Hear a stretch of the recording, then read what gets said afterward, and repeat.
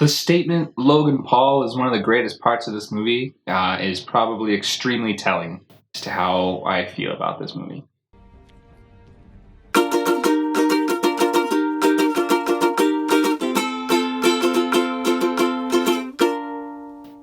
Hello everybody, welcome to Film Fireside.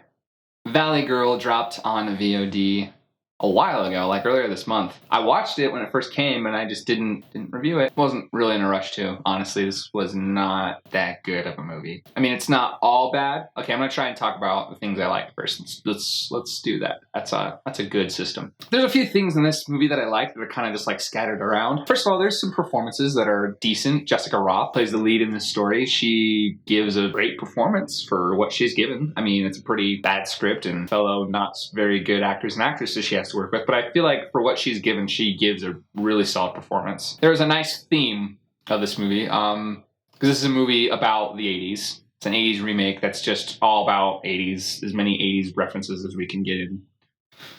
But I'll get to that. As a movie about the 80s, one thing that you have to have is, of course, this idea of your crowd, who your group is with, and especially within a high school setting. And yes, there is like that problem that persists in this film. Obviously, that's like the main plot point of this movie, really. But one thing they did to take it a step further that I thought was kind of nice, her being a Valley Girl, one of the typical things, you know, of Valley Girls is that they're kind of stupid, like kind of the idea of like a dumb blonde. One of the things that's really cool is they take that type of stereotyping where these people are capable and these people aren't capable in life, and they try to do away with that. Yeah, I don't know. Do I care about spoiling this movie? Do you care about if I spoil this movie? Jeez, I don't know. Anyway, I'll leave it at that. Yeah, I won't spoil it. To avoid spoilers, I'll just leave it at that.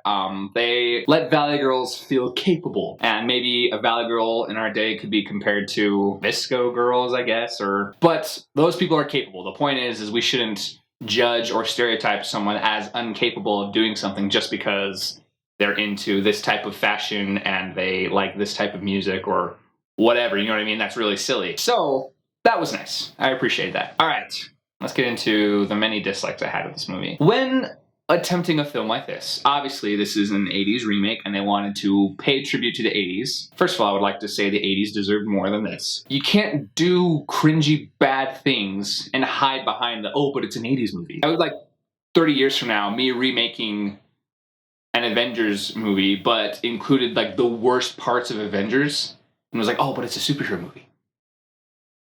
You can't do that. That's not okay. There have been films that have done this. I guess this isn't technically a film, but I mean, Stranger Things did this, and they didn't need to hide behind but it's an 80s movie. See, that's why we let this weird, bad, really, really bad moment slide, because it's an 80s movie. Stranger Things doesn't do that once. The other thing I hate about this is we don't like 80s movies for cringy things. We like 80s movies because they're good. There are some good 80s movies, and yes, it's fun to have this kind of like odd specific time. One of the things that's fun and charming about 80s movies is that it is set place in this kind of unique time in our history where the clothes were this, the kids were doing this, and you know, a really fun time to be a teenager and a high schooler and something that we can appreciate. So I get that. That element existed in 80s films, but that's not why they were good movies. They're just good movies. They're just fun, entertaining movies with a great story, great characters that we can get invested in. This film doesn't have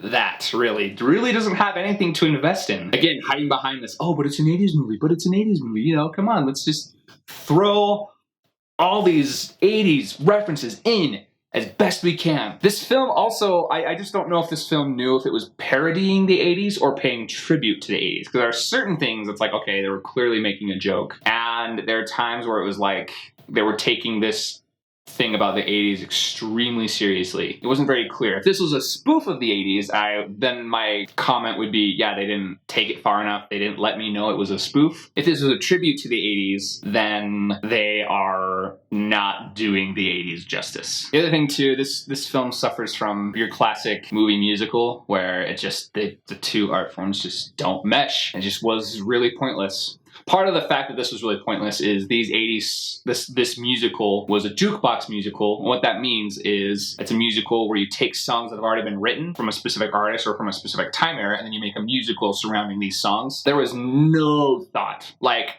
It looks like zero effort went into making a cohesive story with the songs they're using. It was, when can we throw an 80s song in? Here's a nice time. Let's throw one in here.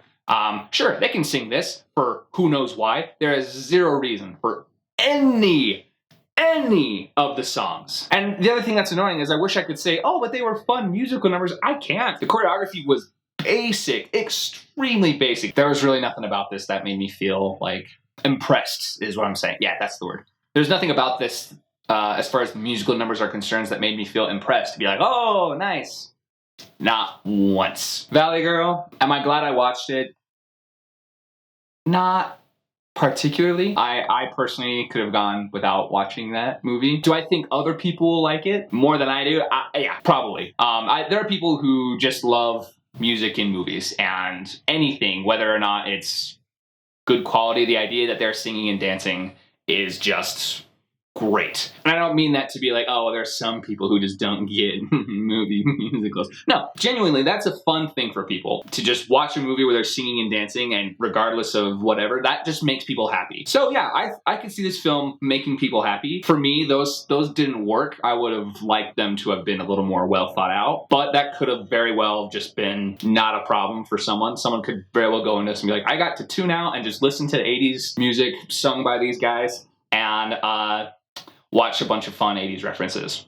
And then perfect, that's what they'll get. Did they accomplish what they're going for? It's still unclear what they were going for, and therefore no. I don't feel like this film really accomplished what it was trying to do, because I don't even know if they knew what they wanted to do other than make an 80s movie.